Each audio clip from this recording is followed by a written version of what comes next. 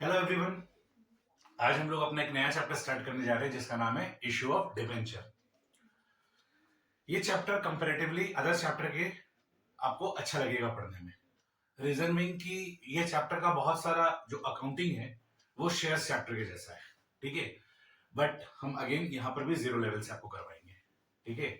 हर topic को individually discuss करेंगे और आप नोट्स देख सकते हो इंडिविजुअली हर टॉपिक में हमने क्वेश्चन प्रिस्क्राइब किया है। तो चलिए स्टार्ट करते हैं इश्यू ऑफ डिबेंचर। सरल शब्दों में बात किया जाए तो अगर कंपनी पब्लिक से कैपिटल के नाम का पैसा मांगती है कि हमको पैसा दो, in the name of capital हम बिजनेस करेंगे, तो उसको बोला जाता है शेयर्स।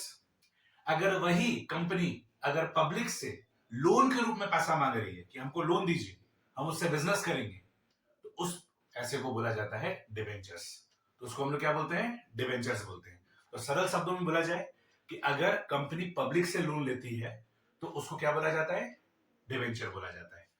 अगर हम बात करें, अगर कैपिटल का बात करें तो कैपिटल के केस में आपका इक्विटी शेयर और प्रेफरेंस शेयर होता है जो कि पब्लिक से लिया जाता है, और अगर लोन के रूप में लिया जाता है तो उसको हम लोग क्या बोलते हैं? डिबेंचर बोलते हैं। नाउ द थिंग इज कि सर क्या लोन और डिबेंचर में भी डिफरेंस होता है? लॉजिकली डिफरेंसेस होता है, ठीक है। क्या होता है डिबेंचर अभी डिस्कस करेंगे, लेकिन लोन वर्सेस डिबेंचर्स का अगर हम लोग बात करें तो जब आप लोन लेने जाते हो, ठीक है, तो आप लोन किससे लेते हो? किसी भी फाइनेंसिंग ऑर्गेनाइजेशन से, बैंक से ले लेते हो, किसी एनबीएफसी से ले लेते हो, नॉन बैंकिंग फाइनेंशियल इंस्टीट्यूशन है ना, कंपनी। तो अगर आप बैंक से लोन लेते हो या फिर किसी एनबीएफसी से लोन लेते हो तो बदले में आपको क्या देना पड़ता है? सिक्योरिटी देना पड़ता है। तो वहां पर जो भी टर्म्स एंड कंडीशन रहता है, जो उधार देता है, सारा का सारा टर्म्स एंड कंडीशन उसका रहता है, ठीक है। तो जब कभी भी हम लोग लोन के केस में अगर बात करें तो सारा का सारा टर्म्स एंड कंडीशन किसका है? लेंडर का है, जो आपको उधार दे रहा है, ठीक है। बेसिकली कौन हो गया? बैंक हो गया, है कि नहीं। लेकिन डिबेंचर के केस में डिबेंचर पब्लिक से उधार मांगती है, कंपनी क्या है? एक बोरोवर है, और यहां टर्म्स एंड कंडीशन किसका चलता है? बोरोवर का चलता है। तो यहां पर सबसे खतरनाक डिफरेंस तो यही हो गया कि जब आप बैंक से लोन लेने जाओगे तो बैंक वाला आपको बताएगा कि इतने का लोन चाहिए तो आपको ये सिक्योरिटी में देना है, ये टर्म्स एंड कंडीशन रहेगा, आप ऐसे ऐसे इसका पेमेंट करोगे, इतने दिन में आपको पेमेंट कर देना है। सारा जो भी बात बोलना है वो सारे का सारा बैंक बोलेगा, है कि नहीं। तो सारा टर्म्स एंड कंडीशन किसका इंप्लाई करेगा? बैंक का। लेकिन डिवेंचर के केस में कंपनी पब्लिक से लोन मांग रही है, आओ हमको उधार दो, ठीक है, और फिर भी सारा हेगड़ किसका चल रहा है? कंपनी का चल रहा है, बोरोवर कंपनी का, ठीक है। तो डिवेंचर के केस में जो टर्म्स एंड कंडीशन रहता है वो किसका रहता है? बोरोवर कंपनी का रहता है, ठीक है। दूसरी बात, जितना भी लोन होता है वो आपको सिक्योरिटी देने पर ही मिलता है, ठीक है। पर डिवेंचर के केस में एक एक्सेप्शनल केसेस है जहां पर विदाउट सिक्योरिटी भी आपको पब्लिक से लोन मिल जाएगा, ठीक है। Without security in one case आप पब्लिक से क्या कर सकते हो? लोन ले सकते हो, ठीक है। पब्लिक से आप बोलोगे कि लोन के नाम का पैसा दो, बेसिकली बता देते हैं, सस्पेंस खत्म कर देते हैं। गवर्नमेंट कंपनी के केस में ऐसा होता है, ठीक है। अगर कोई गवर्नमेंट कंपनी है ना, और उसको स्टेट गवर्नमेंट या सेंट्रल गवर्नमेंट का गारंटी मिला हुआ है कि ठीक है, जब आप company debenture, government company debenture issue करेगी और बोलेगी कि हमको इतना रुपए उधार दो, तुम लोगों को पैसा नहीं डूबने वाला, इस बात के लिए सेंट्रल गवर्नमेंट ने गारंटी दिया, इस बात के लिए स्टेट गवर्नमेंट ने गारंटी दिया है, तो ऐसे केस में वो company without giving any security क्या कर सकती है? पब्लिक से लोन के नाम पे पैसा ले सकती है। तो गवर्नमेंट कंपनी के केस में ऐसा होता है, ठीक है। तीसरा, अगर हम लोन का लाइफ बताएं तो जनरली क्या होता है, यहां जो हम लोग लॉन्ग टर्म लोन लेते हैं जनरली उसका लाइफ 15 से 20 साल रहता है, ठीक है। मान लो 15 to 25 ईयर्स, ठीक है, या ज्यादा भी हो सकता है, ठीक है। अगर हम लोन का लाइफ के बारे में बात करें तो depends on terms and condition given in loan agreement. भाई लेंडर और बोरोवर के बीच में आपस में जो भी टर्म्स एंड कंडीशन होगा उसके हिसाब से लोन का लाइफ रहेगा। हो सकता है लोन आप 50 साल के लिए ले लो, 70 साल के लिए ले लो, ठीक है। पर डिबेंचर का जो लाइफ होता है वो होता है 10 ईयर्स इन नॉर्मल केसेस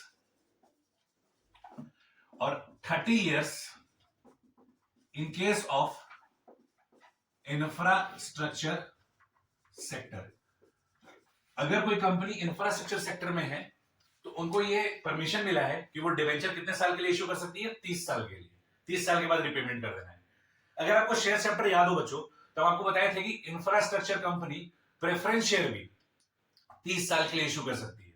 ठीक है, जनरली अदर कंपनी लोग के लिए नियम था कि वो 20 साल तक के लिए ही प्रेफरेंस शेयर इशू कर सकती है, लेकिन इंफ्रास्ट्रक्चर कंपनी के लिए था कि वो 30 साल तक के लिए इशू कर सकती है। 20 साल तक जितना रिपेमेंट कर दी वेल एंड गुड, नहीं कर पाई तो बाकी का जो 10 साल बचेगा उसमें वन टन करके उसको रिपेमेंट करना था, प्रेफरेंस शेयर के केस में। डिवेंचर के केस में भी उनको लिबर्टी मिला है। ठीक है, ये सारा का सारा ज्ञान कहां लिखा हुआ है, कंपनीज एक्ट में लिखा हुआ है। अभी नोट्स के अंदर आएंगे, डिटेल में जाएंगे, अभी तो ऊपर ऊपर डिस्कशन हो रहा है।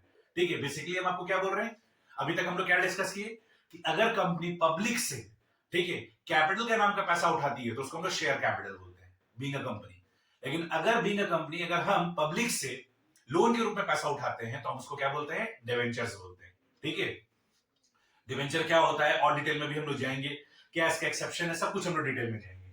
लेकिन उससे पहले थोड़ा सा जिज्ञासा खत्म करने के लिए आपको बताया गया कि लोन और डिवेंचर में भी क्या होता है, डिफरेंसेस होता है। ठीक है, कंसेप्चुअल डिफरेंस होता है। ऐसे तो देखा जाए डिवेंचर इज अ लोन, ठीक है, डिवेंचर इज अ लोन, पर हम आपको conceptually, because you are taking conceptual classes, तो जब आप कंसेप्चुअल क्लासेस ले रहे हो तो आपको क्या करना होगा, कंसेप्ट तो मिलना चाहिए। तो बेसिकली लोन और डिवेंचर में क्या फर्क है, तो बेसिकली 3 फर्क हम जो कि अभी तक देखे हैं कि वो ये फर्क है कि लोन जब आप लेने जाते हो तो जो फाइनेंसिंग कंपनी आपको लोन दे रही है, ठीक है। अच्छा, एक चीज और आपको बता देते हैं, जितना भी बैंक होता है ना, ये सारे का सारा कंपनी होता है। जितना भी बैंक होता है ये सारे का सारा कंपनी होता है। तब आप बोलोगे सर बैंक के नाम के लास्ट में लिमिटेड क्यों नहीं लिखा जाता है, उनको ये लिबर्टी दिया गया है कि बैंक अपने नाम के लास्ट में लिमिटेड नहीं लगाएगी तो चलेगा। ठीक है, तो जितना भी बैंक होता है वो क्या होता है, कंपनी होता है। ठीक है, तो जब आप बैंक से लोन लेते हो तो सारा टर्म्स एंड कंडीशन लोन देने वाले का होता है। ठीक है, जबकि डिवेंचर के केस में जो उधार ले रहा है डिवेंचर कंपनी, ठीक है, वो जिनसे भी डिवेंचर के रूप में पब्लिक से उधार पैसा ले रही है, सारा टर्म्स एंड कंडीशन अपना रखती है। ठीक है, अगर सिक्योरिटी का बात किया जाए तो कोई भी long term loan without security तो मिल ही नहीं सकता है। ठीक है, प्रैक्टिकल लाइफ में हम आपको बताएं कि जो सिक्योरिटी देते हो उसका 65 to 70% ही सैंक्शन होता है लोन के रूप में। ठीक है, ये अर्लियर क्लासेस में भी हम आप लोगों को बताए हैं, क्लास 11th में भी हम आप लोगों को बताए हैं कि जब कभी भी प्रैक्टिकल लाइफ में आप लोन लेने के लिए जाते हो, ठीक है, लॉन्ग टर्म लोन, तो जितने का सिक्योरिटी देते हो उसका 65 to 70% ही आपको सैंक्शन किया जाता है। अगर आप 1 करोड़ का सिक्योरिटी दोगे, ठीक है, तो आपको 65 लाख या टू 70 लाख के बीच का ही लोन सैंक्शन किया जाता है। ठीक है, तो सिक्योरिटी तो देना पड़ता है, लेकिन एक एक्सेप्शनल केस है डिवेंचर के केस में कि विदाउट सिक्योरिटी भी पब्लिक से लोन लिया जा सकता है। ठीक है, लेकिन वो एक्सेप्शनल केस है, दैट इज गवर्नमेंट कंपनी। देखो पहले क्या था ना, बहुत पहले ये नियम था कि government company without security debenture issue कर सकती है। ठीक है, तो आज भी आपको पुराने जमाने का ऐसा गवर्नमेंट कंपनी पाएगा जहां पर अनसिक्योर्ड डिवेंचर है, लेकिन अब इसमें चेंजेस आया है। ठीक है, इसमें बहुत सारा चेंजेस हुआ है, तो उस चेंजेस में ये चीज प्रेस्क्राइब कर दिया गया है कि अब वही गवर्नमेंट कंपनी डिवेंचर इशू कर पाएगी जिसको गारंटी सेंट्रल गवर्नमेंट या स्टेट गवर्नमेंट की तरफ से मिला है। ठीक है, तो आप लोग गवर्नमेंट कंपनी का नाम भी सुने होंगे, बहुत फेमस कंपनी है, आप लोग तो बचपन में पढ़े भी होंगे, SAIL Steel Authority of India Limited, ठीक है, एयर इंडिया लिमिटेड, ठीक है, बहुत सारा है। क्या बोलते हैं, भेल, भारत हैवी इलेक्ट्रॉनिक्स लिमिटेड, ठीक है, ये सब बचपन में आप लोग बहुत सारा नाम सुने हो। ठीक है, तो these are what, government company.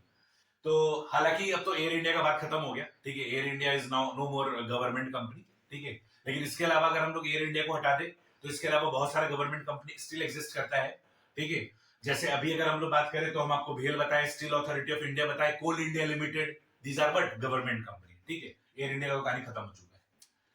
एक जमाना था जब एयर इंडिया हुआ करता था, अब जमाना ही ना बोलेंगे उसको, तो खत्म हो गया सिस्टम।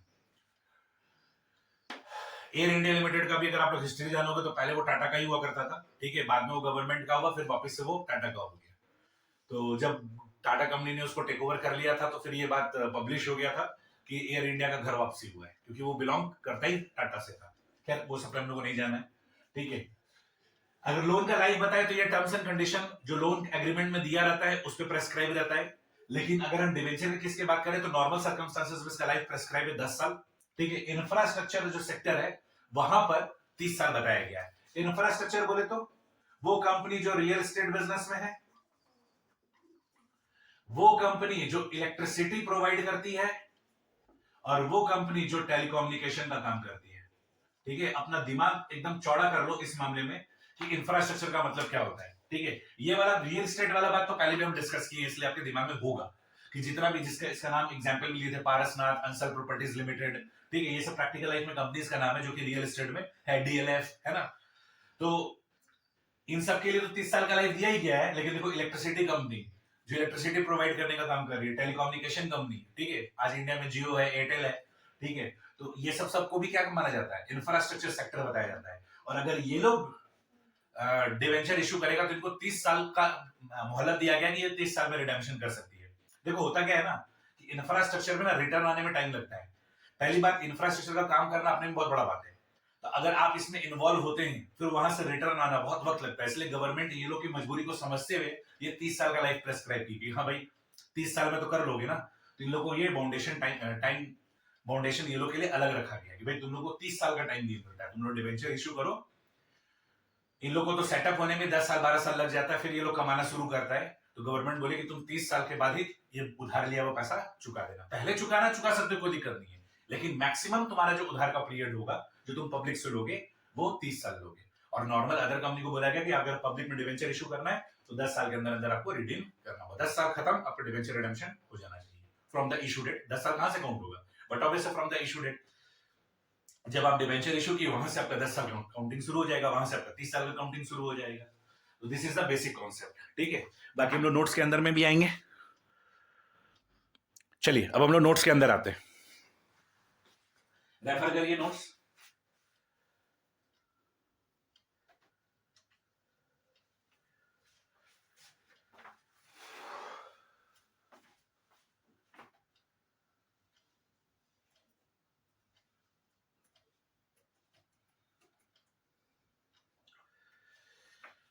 देखिए सबसे पहला इंट्रोडक्शन हम लिख के दिए, क्या लिख के दिया हुआ है, the word debenture has been derived from the Latin word debris and debris means to borrow। तो डिवेंचर शब्द है, ये लैटिन वर्ड डेब्री से डिराइव हुआ है और डेब्री का मतलब होता है to borrow. Debenture is a written acknowledgement of debt issued by the company. It contains a contract for the repayment of the principal sum on a specified date and for the payment of interest, usually half yearly at a fixed rate until the principal sum is repaid. Generally, it is secured by way of charge on the property of the company। तो वही सब बात लिखा हुआ है कि जो debenture होता है वो पब्लिक से लिया गया लोन होता है, ये लिखित रूप में ये सारे का सारा काम होता है। तो बट ऑब्वियसली जब कंपनी पर डिवेंचर इशू कर रही है तो वो क्या हो गया कि रिटर्न डॉक्यूमेंट हो गया, एक रिटर्न सर्टिफिकेट हो गया, ठीक है। और डिवेंचर में देखो बच्चों एक चीज और हम आपको बताते हैं, रियल लाइफ में क्या होता है कि कंपनी जब डिवेंचर इशू करने वाली होती है तो उससे पहले एक पर्सन को अपॉइंट करती है जिसको डीटी बोला जाता है, डिवेंचर ट्रस्टी, ठीक है। आप लोग रेफरेंस बुक में ये सब चीज लिखा हुआ पाओगे कि वहां पे डिवेंचर ट्रस्टी और एक डिवेंचर ट्रस्ट डीड लिखा हुआ मिलेगा आपको, डिवेंचर ट्रस्ट डीड। तो ये क्या होता है हम आपको बता देते हैं। जब कंपनी डिवेंचर इशू करती है ना तो डिवेंचर इशू करने से पहले कंपनी को एक डिवेंचर ट्रस्टी अपॉइंट कर लेना होता है, ठीक है। ये एकदम अनबायस्ड पर्सन होता है, ये नेचुरल पर्सन भी हो सकता है, आर्टिफिशियल पर्सन भी हो सकता है। ये डिवेंचर ट्रस्टी कोई भी तरह का पर्सन हो सकता है। पर्सन का मतलब यहाँ पे ह्यूमन बीइंग नहीं, यहाँ पे नेचुरल पर्सन भी हो सकता है, आर्टिफिशियल पर्सन भी हो सकता है। तो कंपनी जब डिवेंचर इशू करती है तो उससे पहले डिवेंचर ट्रस्टी अपॉइंट कर लेती है। और लॉ में ये गाइडलाइन दिया हुआ है, आप लोगों को लॉ वगैरह नहीं पढ़ना है, आप लोगों को लॉ में हम बता दे रहे हैं कि लॉ में गाइडलाइन दिया हुआ है कि ये पर्सन डिवेंचर ट्रस्टी नहीं हो सकता। तो आप समझ लो ये वो बंदा होगा जो कंपनी से दूर दूर तक कोई रिश्ता नहीं रखता होगा, जिसका कंपनी से कोई रिलेशन नहीं होगा। ये एकदम प्योरली एकदम इंडिपेंडेंट बंदा रहता है, ठीक है। इसको कंपनी से कोई लेना देना नहीं रहता है, ये प्योरली रिलायबल बंदा रहता है, इंटीग्रिटी के साथ, ठीक है, एकदम प्योर ऑनेस्ट बंदा रहता है। तो ये जो डिवेंचर ट्रस्टी कंपनी अपॉइंट करती है उसके बाद ये डिवेंचर इशू करती है, ठीक है। और फिर जब डिवेंचर इशू हो जाता है ना तो उसके बाद थोड़ा सा सुन के अजीब लगेगा, कंपनी पहले डिवेंचर इशू कर लेती है और डिवेंचर इशू करने के बाद जो टर्म्स एंड कंडीशन होता है ना उसको बोला, जैसे लोन के केस में टर्म्स एंड कंडीशन को क्या बोला जा रहा है, लोन एग्रीमेंट, वैसे डिवेंचर के केस में टर्म्स एंड कंडीशन जहां लिखता है उसको डिवेंचर ट्रस्ट डीड बोला जाता है। अरे पार्टनरशिप में जो एग्रीमेंट होता है वो कहां लिखते हैं, पार्टनरशिप डीड में। उस तरह से डिवेंचर का जो एग्रीमेंट होता है ना वो जहां लिखा जाता है उसको क्या बोला जाता है, डिवेंचर ट्रस्ट डीड, ठीक है। लोन के केस में लोन एग्रीमेंट बोला जाता है और डिवेंचर के केस में डिवेंचर ट्रस्ट डीड बोला जाता है, ठीक है। तो एक्चुअली होता क्या है कि कंपनी डिवेंचर ट्रस्टी अपॉइंट कर ली। अब सुन के अजीब ये लगेगा कि कंपनी पहले डिवेंचर इशू करती है और उसके बाद जो टर्म्स एंड कंडीशन है वो बनता है डिवेंचर ट्रस्ट डीड में। थोड़ा सा अजीब लगेगा कि पहले कंपनी डिवेंचर इशू कर दी और बाद में फिर टर्म्स एंड कंडीशन बनता है। एकदम थोड़ा सा बैंक में क्या है, पहले लोन लोगे तो लोन लेने से पहले बैंक क्या करेगी, यहां साइन करिए, यहां साइन करिए, यहां साइन करिए, वहां साइन करिए, तो पहले एग्रीमेंट बन जाता है और उसके बाद फिर आपके पास पैसा दिया जाता है। बैंक तो अपना सारा का सारा कैलकुलेशन कर लेती है, सारा का सारा जगह आपसे साइन करवा लेती है और उसके बाद आपको लोन देती है। डिबेंचर के केस में थोड़ा सा स्टोरी उल्टा है ना। हम भी जब ये लॉ पढ़े तो थोड़ा सा अजीब लगा था कि कंपनी क्या करती है, पहले डिबेंचर इशू कर लेती है और उसके बाद जो अग्रीमेंट है that is debenture trust deed, वो बाद में बनता है। ठीक है, 3 महीने के अंदर अंदर लॉ में टाइम पीरियड प्रेस्क्राइब किया हुआ है कि 3 महीने के अंदर अंदर बना लेना है। अच्छा, ये डिबेंचर ट्रस्टी कौन है? Representative of debenture holder. ये कौन है? Representative of debenture holder. आप ऐसे समझ सकते हो, father mother of the debenture holder. तो कंपनी क्या करेगी, पहले डिबेंचर ट्रस्टी अपॉइंट करेगी, अपॉइंट डिबेंचर ट्रस्टी। फिर क्या करेगी, डिबेंचर इशू करेगी और उसके बाद 3 महीने के अंदर अंदर डिबेंचर ट्रस्ट डीड बनेगा। ठीक है, और ये डिबेंचर ट्रस्ट डीड में क्या होगा, टर्म्स एंड कंडीशन होगा। इसमें कंपनी साइन करेगा, मतलब कंपनी का जो रिप्रेजेंटेटिव है डायरेक्टर, वो साइन करेगा और डिबेंचर होल्डर का जो रिप्रेजेंटेटिव है डिबेंचर ट्रस्टी, वो साइन करेगा। और ये डिबेंचर ट्रस्टी कौन है? Representative of debenture holder. इसका काम है take care of interest of debenture holder. भाई ऐसा देखो, टेक केयर बोलो या फिर बोलो प्रोटेक्ट। ठीक है, ये भाई इसका क्या काम है? इसका यही काम है कि ये अपने डिबेंचर होल्डर का देखता है कि कोई नुकसान ना हो जाए। ठीक है, तो डिबेंचर होल्डर को कोई तरह का नुकसान ना हो जाए, उसके इंटरेस्ट, मतलब यहाँ इंटरेस्ट मतलब लोन वाला इंटरेस्ट नहीं, इंटरेस्ट मतलब रुचि।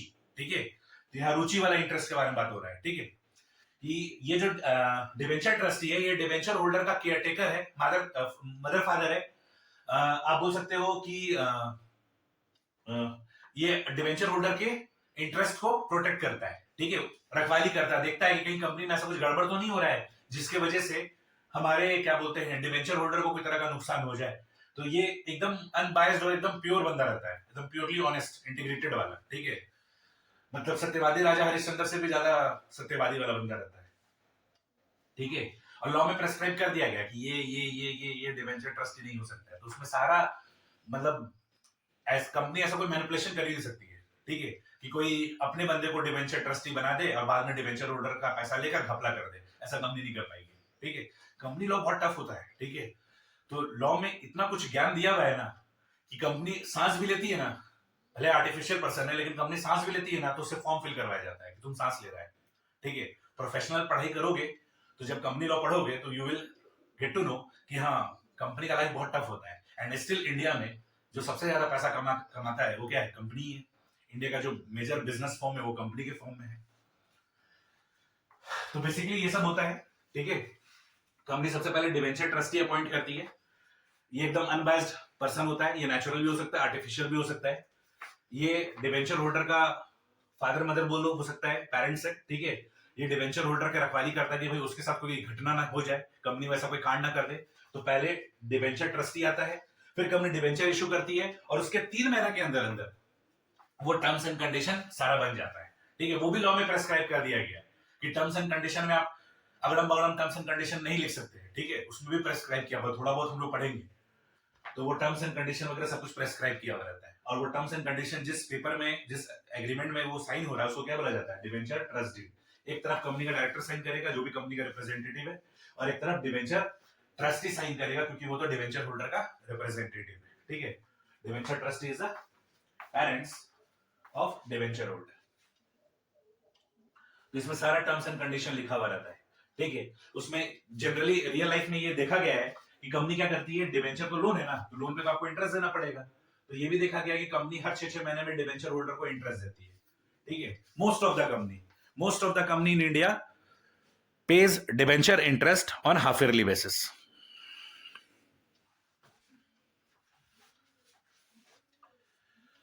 और generally it is secured by way of charge on the property of the company. का मतलब है कि कंपनी जब डिबेंचर इशू करती है तो वो सिक्योर्ड होता है। ठीक है, तो ये डिबेंचर ट्रस्ट डीड में ही सारा का सारा बात मेंशन कर दिया जाता है ना कि कंपनी का ये एसेट डिबेंचर के अगेंस्ट सिक्योर्ड है। कल ना दिन अगर कंपनी डिबेंचर होल्डर का पेमेंट नहीं कर पा रही है तो ये डिबेंचर ट्रस्टी जो है वो सिक्योरिटी में जो एसेट, जो एग्रीमेंट में एसेट के बारे में लिखा गया है, उस एसेट को बेचेगा और बेच के डिवेंचर होल्डर का पैसा दिलवाएगा।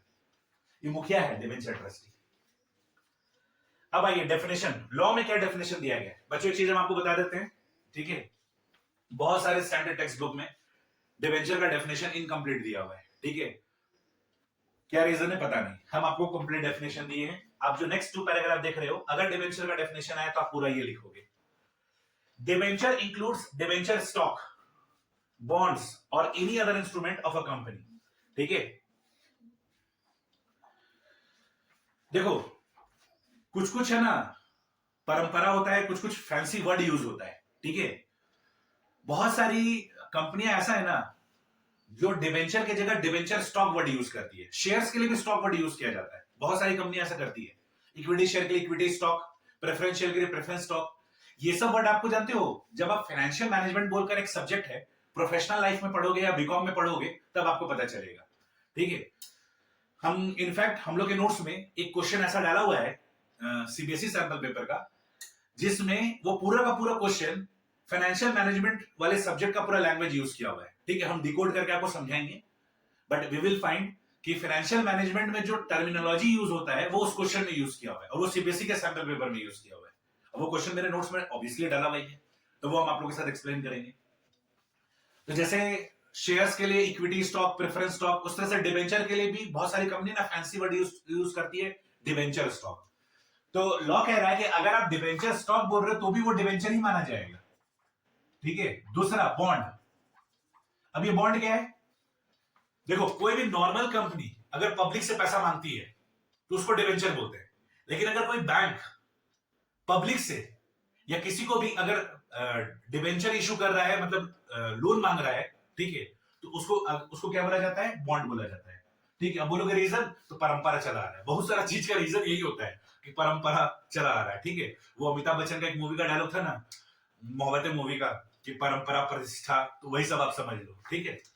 तो ये जो बॉन्ड वर्ड है ये जनरली कौन यूज करती है, बैंक, ठीक है। और हम आपको बताएं कि बैंक भी कंपनी होता है, ऑल्दो वो लोग को ये लिबर्टी दिया गया कि वो लोग कंपनी वर्ड यूज नहीं करेगा तो चलेगा, ठीक है। पर जितना भी बैंक होता है ये सारे का सारा कंपनी होता है। तो ये लोग जब पब्लिक से लोन के रूप में पैसा उठाता है तो उसको क्या बोला जाता है, बॉन्ड इशू, बॉन्ड बोला जाता है, ठीक है। और अभी हम आपको और आगे बताएंगे कि ऐसा होता है और रियल लाइफ के एग्जांपल भी लेंगे।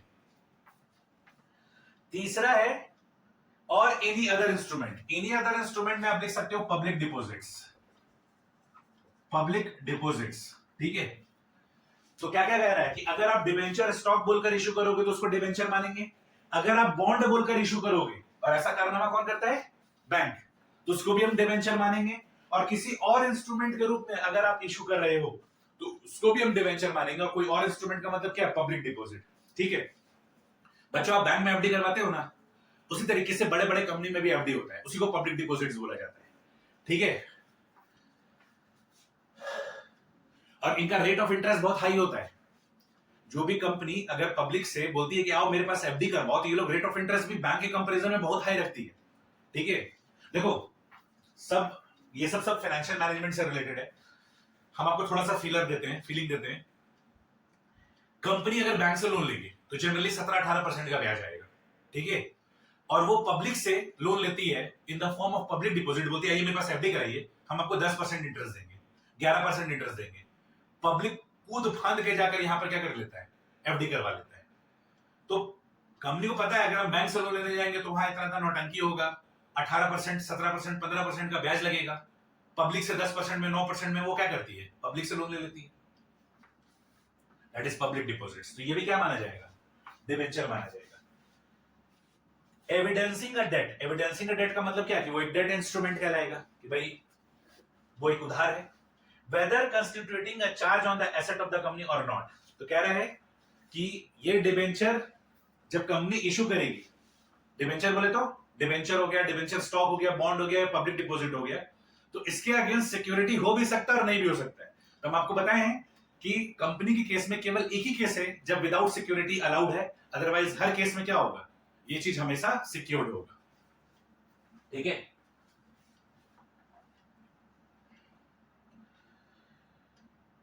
प्रोवाइडेड दैट, अब देखो पॉइंट नंबर ए और बी में एक्सेप्शन दिया गया है। पॉइंट नंबर ए में लिखा हुआ है instrument refer to in chapter 3D of RBI 1934।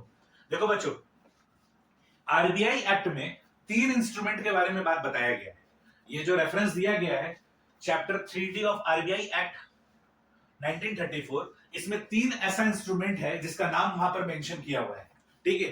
तो ये 3 इंस्ट्रूमेंट के केस में ये ऑल्दो डेट इंस्ट्रूमेंट है, ठीक है, लेकिन कंपनी कहती है कि इसको हम लोग डिवेंचर नहीं मानेंगे। नंबर 1 देखो नीचे लिख के दिए, following prescribed instruments are not considered as debenture. तो जो नीचे में ये 3 इंस्ट्रूमेंट दिया हुआ है, ये तीनों को तीनों डेट इंस्ट्रूमेंट होता है, लेकिन इसको डिवेंचर के कैटेगरी से बाहर रखा गया है। नंबर 1 कमर्शियल पेपर, ठीक है बच्चों। कमर्शियल पेपर क्या होता है? ये डिस्काउंट पे इश्यू होता है, पार पे रीडिंग होता है। कमर्शियल पेपर क्या होता है? डिस्काउंट पे इश्यू होता है, पार पे रीडिंग होता है। अच्छी बात है। इसका लाइफ जनरली 3 से 6 महीना होता है। इसका लाइफ जनरली 3 से 6 महीना होता है और इसका मिनिमम फेस वैल्यू 25 लाख रुपए होता है। मतलब अगर आपको किसी कंपनी का कमर्शियल पेपर खरीदना है तो आपके पास कम से कम 25 लाख रुपए होना चाहिए, मतलब 25 लाख फेस वैल्यू का डिबेंचर।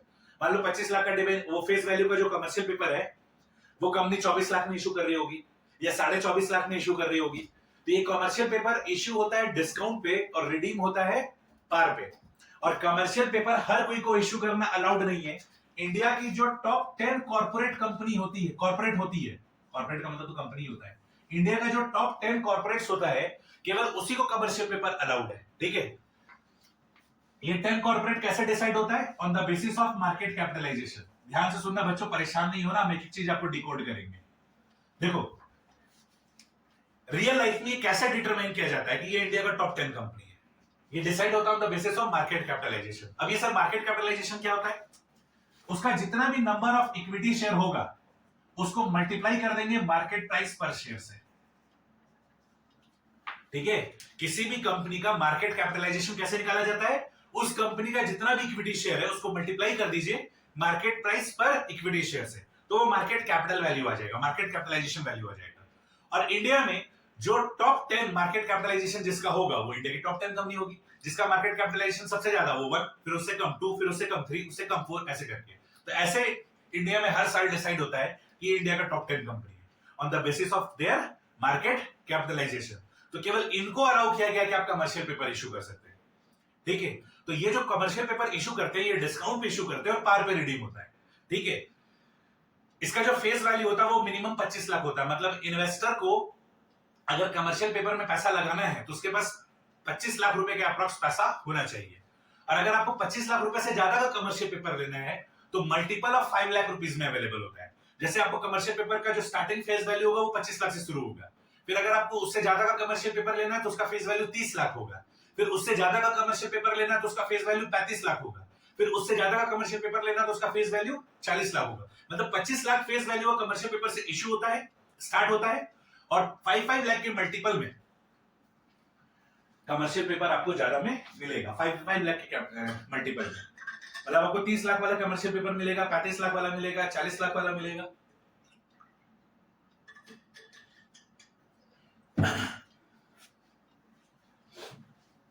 तो कमर्शियल पेपर एक डेट इंस्ट्रूमेंट है, ठीक है, पर इसको डिवेंचर नहीं माना जाएगा। तीसरा point number C, point number B hold करते हैं अभी। Point number C, rupee denominated bond issued exclusively to overseas investor. Point number C का एग्जांपल लिखो, एचडीएफसी बैंक। पता है एचडीएफसी बैंक क्या किया था? एचडीएफसी बैंक विदेश में बॉन्ड इशू किया था, ठीक है सर, नॉर्मल बात है। एचडीएफसी बैंक इंडिया का है, ये कहां बॉन्ड इशू कर रहा है? विदेश में। पता है कैसे इशू किया था? देखो वहां लिखा हुआ है, रूपी डोमिनेटेड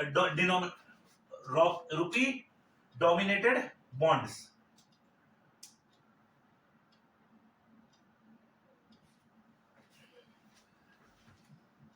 रूपी डिनोमिनेटेड बॉन्ड्स, ठीक है, रूपी डिनोमिनेटेड बॉन्ड्स।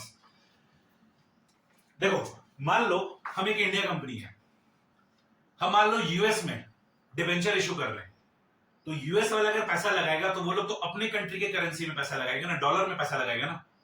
अगर हम मान लो ब्रिटेन में इशू कर रहे हैं तो वो लोग तो यूके में पैसा लगाएगा ना, सॉरी पॉन्ड में पैसा लगाएगा ना। अगर हम यूके में डिवेंचर इशू कर रहे हैं तो वो लोग तो क्या करेगा, पॉन्ड में पैसा लगाएगा ना। अब तुम सोचो, हम विदेश में डिवेंचर इशू कर रहे हैं और वो रुपीज में है। मतलब अगर विदेश वाले लोगों को इंडिया का बॉन्ड खरीदना है तो सबसे पहले उनको अपनी करेंसी को रुपीज में कन्वर्ट करना होगा और फिर तब जाकर वो लोग खरीद पाएंगे। और ऐसा इंडिया में पहली बार कौन किया था, एचडीएफसी बैंक, ठीक है, रिसेंटली हुआ है, ठीक है। तो इंडिया में एचडीएफसी बैंक ये कारनामा किया था, और ये जब कारनामा किया था तो बाजार में भयानक हल्ला हो गया था, ठीक है, क्योंकि ये इंडिया का पहला कंपनी बना जो विदेश में रूपी डिनोमिनेटेड बॉन्ड इशू किया था। क्या इशू किया था, रूपी डिनोमिनेटेड बॉन्ड, ठीक है। मतलब अगर मान लीजिए वो जो बॉन्ड था उसमें जो प्राइस लिखा हुआ था वो रुपीज में लिखा हुआ था, यानी विदेशी लोगों को अगर इंडिया में बॉन्ड खरीदना है तो सबसे पहले उनको अपनी करेंसी को रुपीज में कन्वर्ट करवाना पड़ेगा, इंडियन करेंसी में, और फिर जाकर वो लोग हम लोग से क्या कर सकते हैं, बॉन्ड खरीद सकते हैं, ठीक है। और पता है प्रैक्टिकल लाइफ में जो पढ़े लिखे लोग होते हैं, मार्केट के लोग, ठीक है, इसका नाम रखे थे, पता है इसका नाम क्या रखे थे, मसाला बॉन्ड। ये सब नाम बस हम आपको हंसाने के लिए या फिर रियल लाइफ का नॉलेज देने के लिए बता रहे हैं, ताकि आज का जो थ्योरी क्लास है उसमें आपको नींद ना आ जाए, ठीक है। तो इसका नाम क्या रखा गया था, मसाला बॉन्ड रखा गया था, ठीक है। और ये रिसेंटली इशू हुआ था, ये इशू हुआ था 2021 में, ठीक है, 2021 में ये एचडीएफसी बैंक इशू की थी, ठीक है। और ये जो थर्ड वाला है रूपी डिनोमिनेटेड बॉन्ड, देखो लिखा हुआ है rupee denominated bond issued exclusively to overseas investor, विदेशी लोगों को ये इशू किया गया था, ठीक है। एचडीएफसी बैंक ऐसा कारनामा की थी 2021 में। और इस बॉन्ड को रियल लाइफ में लोग क्या बोलते हैं, मसाला बॉन्ड बोलते हैं। अगर आप कॉपी में लिखोगे मसाला बॉन्ड तो एग्जामिनर खुश होगा। एग्जामिनर क्या करेगा पता है, उसमें ग्रीन चिली सॉस डालेगा, उसको डाल के फाड़ देगा, बोलेगा बहुत स्पाइसी पेपर था, और जीरो बैठा के फेल कर देगा। ये तो नाम वो है जो हम आपको बता रहे हैं रियल लाइफ में। रियल लाइफ में पता है एक और बॉन्ड आता है, उसको ग्रीन मसाला बॉन्ड बोला जाता है। तो अब ये सब चक्कर में मत पड़ो, आपको बेसिकली ये ध्यान देना है कि रियल लाइफ में जो टेक्निकल वर्ड यूज होता है हमको आंसर में वही लिखना है, ठीक है। हम आपके नॉलेज में बता रहे हैं कि रियल लाइफ में ये एचडीएफसी बैंक जो 2021 में ये रूपी डिनोमिनेटेड बॉन्ड इशू किया था, तो इसको क्या बोलते हैं, क्या नाम दिया गया, मसाला बॉन्ड, ठीक है। तो आपको आंसर शीट में क्या लिखना है, आपको आंसर शीट में ये लिखना है rupee denominated bond issued exclusively to overseas investor. अच्छा, अगर मान लीजिए इंडिया का कोई बैंक या इंडिया का कोई कंपनी अमेरिका में डॉलर में अगर बॉन्ड इशू करेगा तो उसको क्या बोलेंगे, point number B, foreign currency convertible bond और फॉरेन करेंसी बॉन्ड। तो अगर कोई इंडिया का कंपनी विदेश में अगर उन्हीं की करेंसी में अगर बॉन्ड इशू करेगा तो पॉइंट नंबर बी नाम है। और अगर कोई इंडिया का कंपनी विदेश में रुपी वाला अगर बॉन्ड इशू करेगा तो उसका नाम पॉइंट नंबर सी में है। हालांकि पॉइंट नंबर सी को रियल लाइफ में एक्सपर्ट्स लोग, पढ़े लिखे लोग, रैशनल लोग क्या नाम देते हैं, मसाला बॉन्ड। सर हमको ये सब याद करना, कुछ याद नहीं करना, आपको बस सुनना है, मजा मारना है। आपको याद क्या करना है, डिवेंचर का डेफिनेशन और उसका जो एक्सेप्शन है, और जो एक्सेप्शन में जो इंस्ट्रूमेंट का नाम बताया गया था पॉइंट नंबर ए में, the instrument refer to in chapter 3D of RBI, तो उसका हम आपको तीनों नाम बता दिए। और पॉइंट नंबर बी में लिखा हुआ सच अदर इंस्ट्रूमेंट, तो such other instrument as may be prescribed, अभी तक कोई भी not yet prescribed. Point number B में आप लिख सकते हो नॉट येट प्रेस्क्राइब्ड। अगर कुछ प्रेस्क्राइब्ड होगा तो हम आप लोगों को इन्फॉर्म कर देंगे। फिलहाल आज के डेट में जब ये वीडियो रिकॉर्ड हो रहा है तब तक कोई भी चीज, कोई भी ऐसा डिवेंचर प्रेस्क्राइब नहीं हुआ है, ठीक है। तो चलिए अभी तक जो पढ़े उसको एक बार ब्रीफली रिवाइज करते हैं। सबसे पहला चीज हम आपको क्या पढ़ा है कि जब कंपनी पब्लिक से कैपिटल के नाम का पैसा उठाती है तो उसको शेयर्स बोला जाता है। भाई अगर कंपनी पब्लिक से अगर लोन के रूप में पैसा उठा रही है तो उसको डिवेंचर बोला जाता है। डिवेंचर और लोन में कोई फर्क नहीं होता है, लेकिन कंसेप्चुअल डिफरेंस कि बस आपको लगे कि हम कुछ अलग सीखें, इसलिए हम आपको 3 डिफरेंसेस बताएं। लोन में जो टर्म्स एंड कंडीशन होता है वो उधार देने वाला बताता है, जो उधार दे रहा है वो अपना टर्म्स एंड कंडीशन रखेगा। लेकिन वेरी सरप्राइजिंगली डिवेंचर के केस में जो बोरोवर कंपनी होता है टर्म्स एंड कंडीशन वही डिसाइड करता है। उसका कहना है उधार देना है दो, नहीं देना है तो मत दो। हम आपको एक रीजन भी बता देते हैं, ऐसा इसलिए क्योंकि डिवेंचर में पैसा लगाने वाले जो मैक्सिमम इन्वेस्टर्स होते हैं वो विदेशी होते हैं। ध्यान से सुनो बच्चों, इंडिया में डिबेंचर में जो लोग पैसा लगाते हैं वो मैक्सिमम विदेशी होते हैं from developed country, from developed country. ऐसा रीजन क्या है हम आपको बताते हैं। India is a developing country. ये मेरे दादाजी पढ़े, मेरे पिताजी पढ़े, हम पढ़े, और आज तुम पढ़ रहे हो, ठीक है। कल तुम्हारा बेटा भी पढ़ेगा और परसों उसका पोता भी पढ़ेगा। हम लोग क्या पढ़ेंगे? India is a developing country.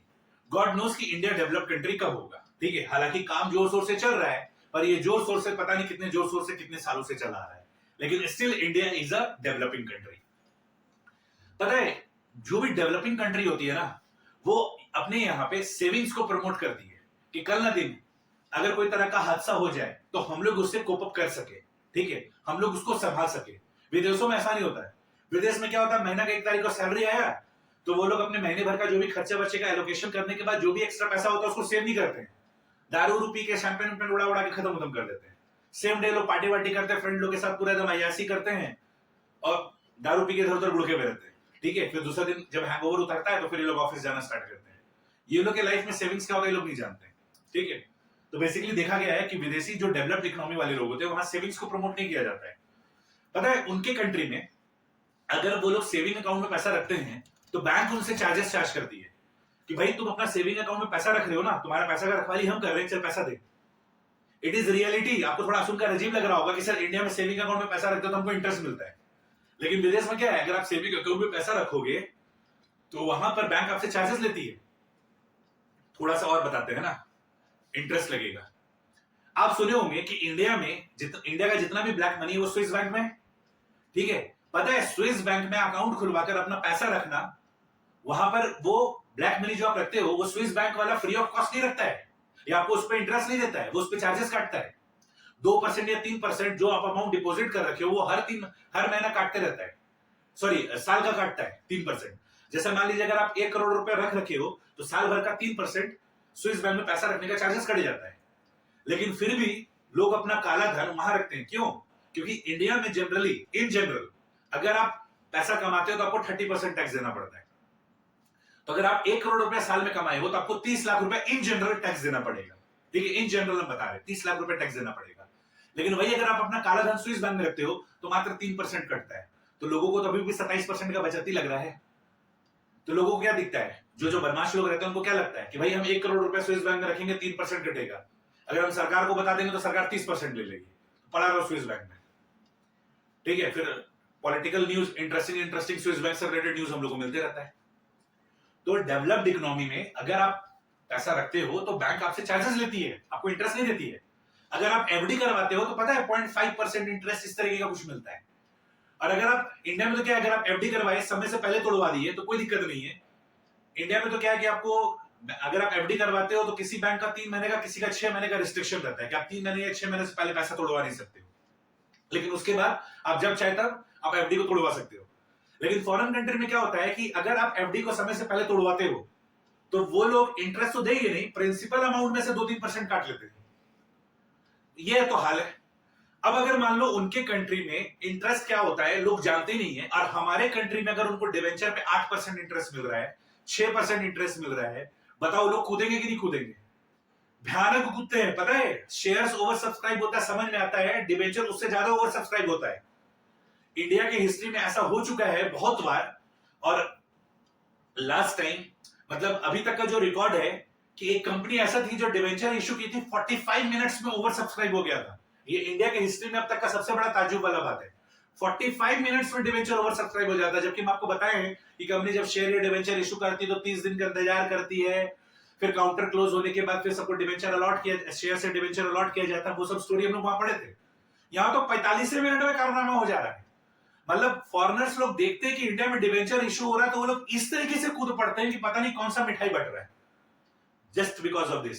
यहां पर अगर इंडियन कंपनी डिवेंचर इशू करती है 5% 6% इंटरेस्ट में तो उनको बहुत लगता है, क्योंकि वो इंटरेस्ट क्या होता है जानते नहीं। दे आर भूखे नंगे of interest, they don't know about what is interest. और यहाँ 6% इंटरेस्ट मिलता है, भयानक कूद पड़ते हैं ये लोग, ठीक है। तो मैक्सिमम जो इन्वेस्टर्स होते हैं वो विदेशी होते हैं, ठीक है। इसीलिए कंपनी का हेकड़ी चलता है। ये जब पब्लिक से उधार लेती है ना तो मैक्सिमम में इनके जो इन्वेस्टर्स होते हैं कंपनी में वो कौन होते हैं? डिवेंचर के केस में विदेशी होते हैं। तो ये जो विदेशी होते हैं इनको तो जो भी टर्म्स एंड कंडीशन बोलोगे मान लेंगे। अगर कंपनी बोली कि हम 4% इंटरेस्ट देंगे, हम 2% इंटरेस्ट देंगे, तो भी ये लोग मानेंगे, क्योंकि इनकी कंट्री में तो इंटरेस्ट मिलता ही नहीं है। ये लोग तो खुद पढ़ते हैं हाँ हाँ ठीक है ठीक है ठीक है ठीक है ठीक है।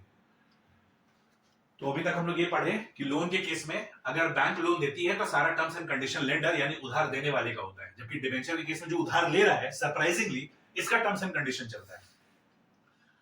कोई भी लोन है, लॉन्ग टर्म लोन लेना है, सिक्योरिटी के बिना मिलेगा नहीं। डिबेंचर के केस में केवल एक केस है, जब कोई गवर्नमेंट कंपनी डिबेंचर इशू कर रही है, और अगर प्लस केवल इतना ही नहीं, कोई भी डिबेंचर कंपनी अगर कोई भी गवर्नमेंट कंपनी अगर डिबेंचर इशू कर रही है और अगर उसको बैकिंग मिला है किससे, गवर्नमेंट से, चाहे स्टेट गवर्नमेंट हो चाहे सेंट्रल गवर्नमेंट हो चाहे वो दोनों हो, अगर किसी कंपनी को बैकिंग मिला है कि हम डिबेंचर इशू कर रहे हैं, कल ना दिन अगर ये गवर्नमेंट कंपनी अगर पैसा नहीं चुका पाएगी तो हम लोग देंगे, अगर गवर्नमेंट इस तरीके का बैकिंग देती है, गवर्नमेंट कंपनी को गारंटी देती है, तो वो कंपनी क्या कर सकती है, डिबेंचर विदाउट सिक्योरिटी इशू कर सकती है। तो उसका भी प्रोसीजर हम बताएं कि सबसे पहले कंपनी को डिबेंचर ट्रस्टी अपॉइंट करना पड़ता है, ये एक इंसान भी हो सकता है और एक आर्टिफिशियल पर्सन भी हो सकता है। फिर ये डिबेंचर इशू करती है और 3 महीने के अंदर अंदर एग्रीमेंट बनता है जिसको डिबेंचर ट्रस्ट डीड बोला जाता है, और इसमें सारा टर्म्स एंड कंडीशन मेंशन किया जाता है। तो कंपनी के बिहाफ में जो रिप्रेजेंटेटिव होगा वो साइन करेगा, चाहे वो डायरेक्टर हो चाहे वो केएमपी हो, की मैनेजरियल पर्सन, और डिबेंचर होल्डर के बिहाफ में कौन साइन करेगा, डिबेंचर ट्रस्टी। ठीक है। लोन का life depend upon loan agreement, भाई लोन लेने वाला लोन देने वाला किस शर्त पे लोन, किस काम के लिए वो लोन ले रहा है, कितने समय में चुकाएगा, वो डिपेंड करता है बैंक और लेने वाले पे। लेकिन डिबेंचर के केस में तो बोल दिया गया कि अगर आप एक नॉर्मल कंपनी हो, अगर आपको पब्लिक सुधार चाहिए तो आपको 10 साल के अंदर अंदर उनका पैसा चुका देना। आप पहले चुकाना चाहे पहले चुका सकते हैं, लेकिन 10 साल मैक्सिमम। और इंफ्रास्ट्रक्चर सेक्टर यानी real estate business, electricity business, electricity company, telecommunication company, अगर ये पब्लिक से डिबेंचर इशू करती है, पैसा उठाती है डिबेंचर के नाम पे, तो इनको 30 साल का मोहलत दिया गया है कि 30 साल के अंदर अंदर चुका देना। पहले चुकाने का मन कर चुका दे, लेकिन मैक्सिमम 30 साल। ठीक है। तो ये सारे का सारा कुछ अभी तक हम लोगों ने पढ़ा। उसके बाद हम लोगों ने डिबेंचर का डेफिनेशन पढ़ा कि डिबेंचर का डेफिनेशन में क्या आता है। तो कुछ कंपनियां डिबेंचर को डिबेंचर स्टॉक बोलती है, कुछ कंपनियां डिबेंचर को डिबेंचर स्टॉक बोलती है। बैंक जब डिबेंचर इशू करती है तो उसको बॉन्ड बोलती है, या फिर कोई अदर इंस्ट्रूमेंट। मतलब अगर कंपनी पब्लिक से, कंपनी अगर पब्लिक से एफडी के नाम पे पैसा उठा रहा है तो उसको क्या बोला जाता है, पब्लिक डिपॉजिट्स बोला जाता है। तो debenture include debenture stock, bond और any other instrument. Any other instrument के ऊपर क्या लिखोगे, public deposits. Evidencing a debt, भाई उधार का क्या होना चाहिए, सबूत होना चाहिए।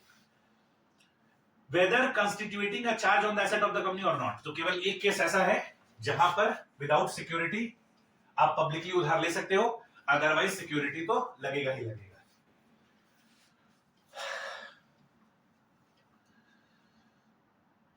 अच्छा, प्रोवाइडेड डेट, प्रोवाइडेड डेट का मतलब होता है एक्सेप्शन। तो एक्सेप्शन क्या है, पॉइंट नंबर ए में instrument referred in chapter 3D of RBI. तो चैप्टर 3D ऑफ आरबीआई में 3 इंस्ट्रूमेंट का नाम दिया है। Number 1 commercial paper, number 2 foreign currency convertible bond और फॉरेन करेंसी बॉन्ड, और rupee denominated bonds issued exclusively to overseas investors. और point number B लिखा हुआ है सच अदर इंस्ट्रूमेंट। तो point number B such other instrument में अभी तक कोई इंस्ट्रूमेंट प्रेस्क्राइब नहीं किया गया है। और पॉइंट नंबर ए में जो चैप्टर 3D आरबीआई में जो 3 इंस्ट्रूमेंट का नाम प्रेस्क्राइब किया गया, नंबर 1 है कमर्शियल पेपर। कमर्शियल पेपर कौन इशू कर सकता है, इंडिया का टॉप 10 कॉर्पोरेट्स। वो हर साल अलग अलग डिटरमाइन होता है। डिटरमाइन करने का क्राइटेरिया क्या है, जिसका मार्केट कैपिटलाइजेशन हाई होगा। मार्केट कैपिटलाइजेशन कैसे डिटरमाइन होता है, उस कंपनी का जो नंबर ऑफ इक्विटी शेयर है उसके मार्केट प्राइस पर इक्विटी शेयर से मल्टीप्लाई कर दिया जाता है, और जो वैल्यू आता है उसके बेसिस पे वो मार्केट कैपिटलाइजेशन कहलाता है। और वो जो मार्केट कैपिटलाइजेशन आया, जिस कंपनी का सबसे ज्यादा टॉप 10 में मार्केट कैपिटलाइजेशन आएगा, वो कमर्शियल पेपर इशू कर सकती है। कमर्शियल पेपर डिस्काउंट पे इशू होता है, पार पे रिडीम होता है। इसका लाइफ 3 से 6 महीना होता है। 99% केसेस में लाइफ 3 महीना होता है, रेयरली 6 महीना होता है। ठीक है। हम लोग एक चैप्टर पढ़ेंगे बच्चों, कैश फ्लो स्टेटमेंट, उसमें भी ये बात पढ़ेंगे कि कमर्शियल पेपर को कैश एंड कैश इक्विवेलेंट माना जाता है। कैश एंड कैश इक्विवेलेंट का मतलब होता है हाईली लिक्विड एसेट। ठीक है। तो उस केस में वो जो कमर्शियल पेपर होता है वो कैश एंड कैश इक्विवेलेंट माना जाता है। तो 99% केसेस में कमर्शियल पेपर का लाइफ 3 महीना ही होता है। ठीक है। तो इसका जो फेस वैल्यू होता है वो 25 लाख रुपए से शुरू होता है, और 25 लाख से ऊपर जाओगे तो 5-5 लाख रुपए ऐड करते चलो, आपको मार्केट में 25 लाख का कमर्शियल पेपर मिलेगा, 30 लाख का मिलेगा, 35 लाख का मिलेगा, 40 लाख का मिलेगा। तो ये टॉप 10 कॉर्पोरेट्स इसको इशू करेगी डिस्काउंट पे और 3 महीने के बाद पार पे रिडीम कर देगी। तो कमर्शियल पेपर डेट इंस्ट्रूमेंट है,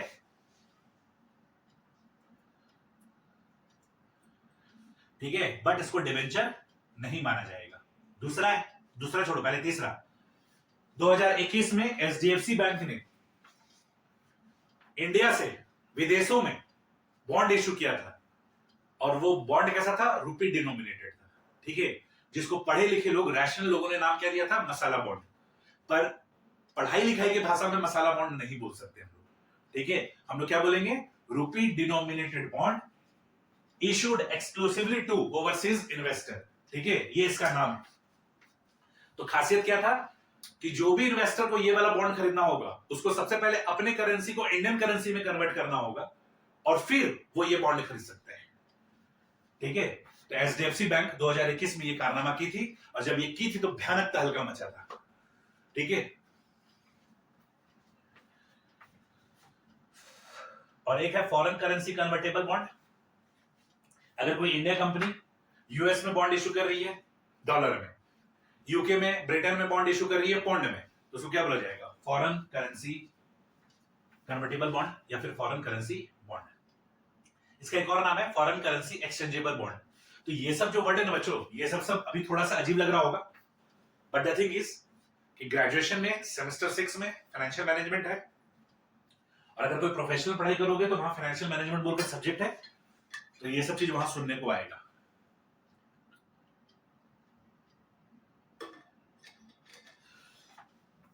देखो बहुत ज्यादा डीप में नहीं जाना चाहते। अगर इंडिया का कंपनी विदेश में शेयर्स इशू करना चाहेगा तो उसके लिए आप लोग एडीआर, जेडीआर ये सब सुने होंगे, उसका एक अलग ही स्टोरी है। तो शेयर्स की अलग स्टोरी है, डिवेंचर का स्टोरी है। तो ये अब तक जो पढ़ा है उसका रिवीजन था। Next, meaning of debenture holder. Debenture holder किसको बोला जाता है? सिंपल सा बात है, जिनको डिवेंचर्स इशू किया गया उनको डिवेंचर होल्डर्स बोलेंगे। अब देखो डिवेंचर्स का क्या क्या फीचर्स होता है। Number 1, it is a written document or certificate acknowledging debt by the company. Generally it is secured by way of charge on the asset of the company. Generally इसलिए लिखे क्योंकि 99.99% केसेस में ये सिक्योर्ड होता है।